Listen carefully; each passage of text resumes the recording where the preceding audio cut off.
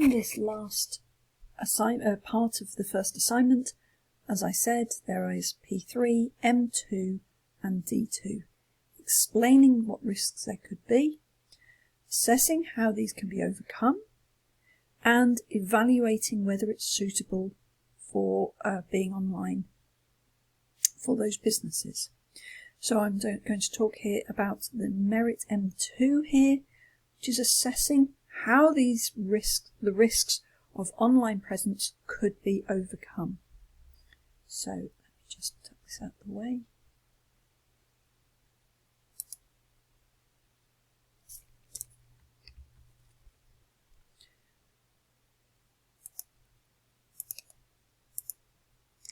And I've put up 3 links to websites that give you some ideas on this.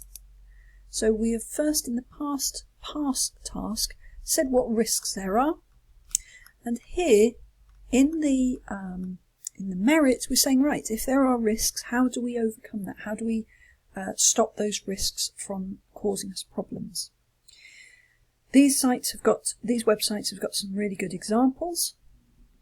So things I would include: make sure you have policies, privacy policies, that says what will happen to the data that you get from customers. You should have a lot of other policies, but particularly what should happen to the data.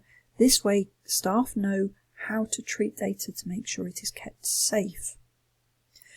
Other things to include are here two-factor authentication. That means that you have to get a secure connection between yourself and your customer, so that others cannot break into that connection.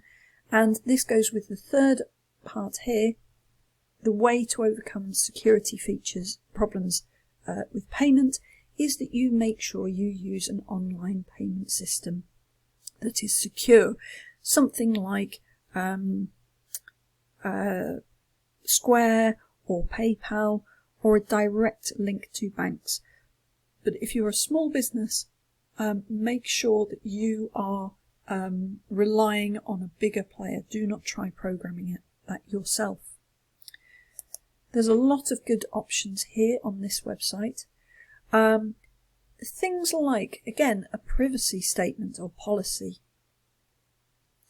What other problems can there be? Well, there can be problems with the customers buying things. My daughter today thought she'd bought something yesterday and realised that there was no email, the money hadn't gone out of her account, and she went back, and when she tried again it worked.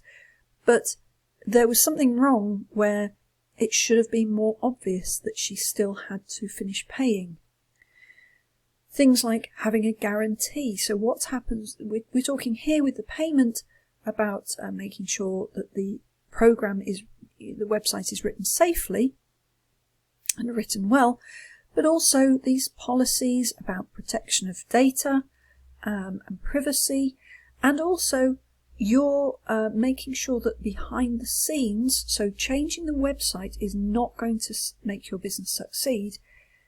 Making a website and being able to fulfill orders and make a product that the customer wants, all of those are needed for success.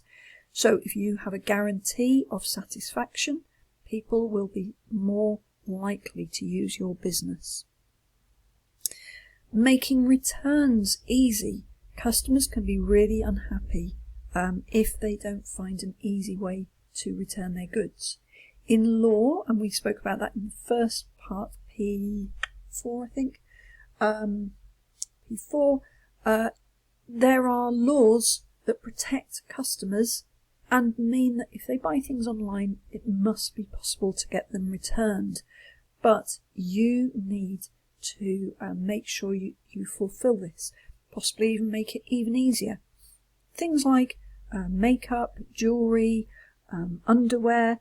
Until recently, you couldn't return those if you bought them online unless they were faulty.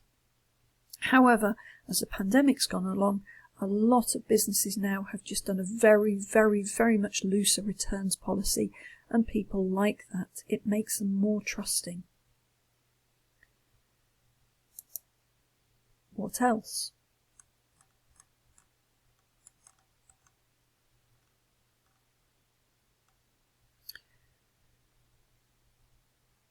So other things that you might look at, of course, are broadly to look at the risks, but also to, and this perhaps is the first thing that protects you from harm, is by looking at what could possibly go wrong and having something in place ready for that. You can, one of the things is that you need insurance, and you should have a value for what could go wrong, either in man hours, as it's called. How many days would it take for one person to restore your website if it crashed, for example?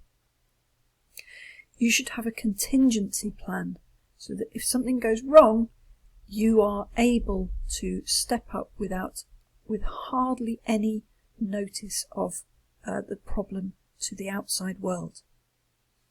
This website, I'm just looking through, this website that I've got is slightly more technical than I would like to use, but the other ones that I've used so far have given some good ideas.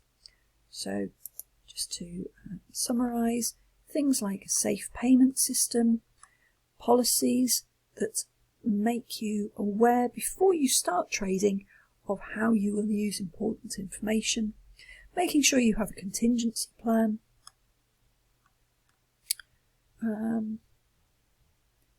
making sure that your website is HTTPS so that it's secure. And I hope that gives you enough ideas for ways to overcome any risks in running a website.